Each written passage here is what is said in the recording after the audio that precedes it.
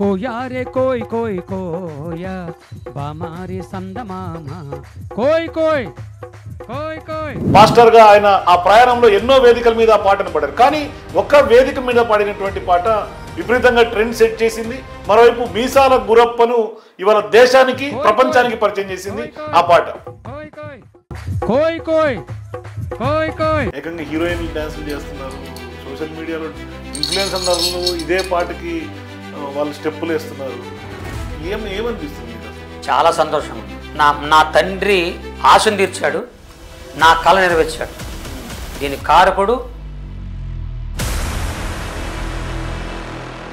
మీరు కోయ పాట ద్వారా మీ జీవితంలో మలుపు వస్తుందని ఎక్స్పెక్ట్ చేస్తున్నారా?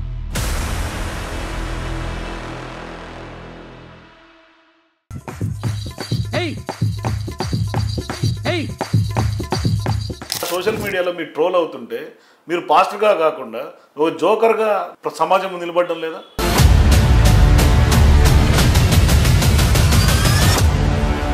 నన్ను జోకర్గా అనుకున్న వాళ్ళ కర్మ ఆల్దే.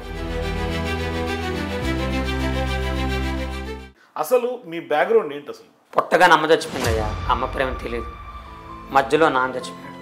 నాకు అమ్మ నిద్ర లేదు. ప్రభుత్వ జనాభా లెక్కలో కూడా మేము సగం లేము.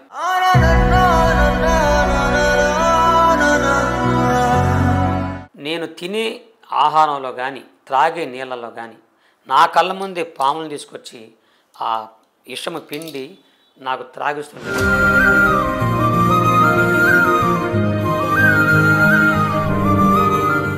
అంటే ఆ యేసు మీలో ఉన్న విషయాన్ని మొత్తం తీసేశాడు. మొత్తం తీసాగా